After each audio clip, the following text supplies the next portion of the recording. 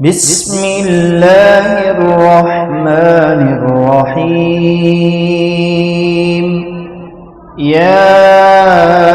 أيها المزمل قم الليل إلا قليلا نصفه أو انقص منه قليلا أو زد عليه ورتل القرآن ترتيلا إنا سنلقي عليك قولا ثقيلا إن ناشئة الليل هي أشد وطئا وأقوم قيلا إن لك في النهار سبحا طويلا واذكر اسم ربك وتبتل إليه تبتيلا رب المشرق والمغرب لا إله إلا هو فاتخذه وكيلا واصبر على ما يقولون واهجرهم هجرا جميلا وذرني والمكذبين أولي النعمة ومهلهم قليلا إن لدينا أنكالا وجحيما وطعاما ذا غصة وعذابا أليما يوم ترجف الأرض والجبال وكانت الجبال كثيبا مهيلا إنا أرسلنا إليكم رسولا شاهدا عليكم كما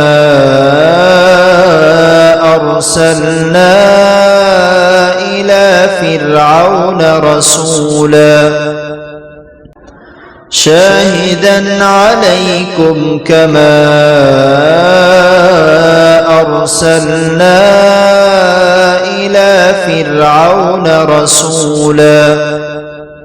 فعصى فرعون الرسول فأخذناه أخذا وبيلا فكيف تتقون إن كفرتم يوما يجعل البلدان شيبا السماء منفطر به كان وعده مفعولا إن هذه تذكرة فمن شاء اتخذ إلى ربه سبيلا إن ربك يعلم أنك تقوم أدنى من ثلثي الليل ونصفه وثلثه وطائفة من الذين معك والله يقدر الليل والنهار علم أن لن تحصوه فتاب عليكم فاقرؤوا ما تيسر من القرآن علم أن سيكون منكم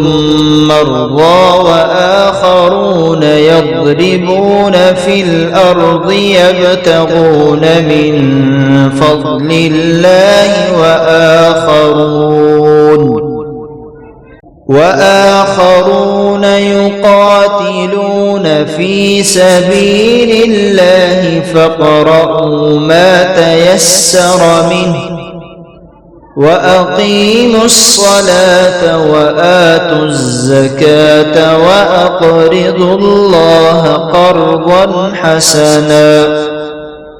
وما تقدموا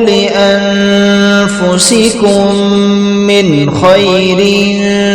تجدوه عند الله هو خيرا وأعظم أجرا واستغفروا الله إن الله غفور رحيم.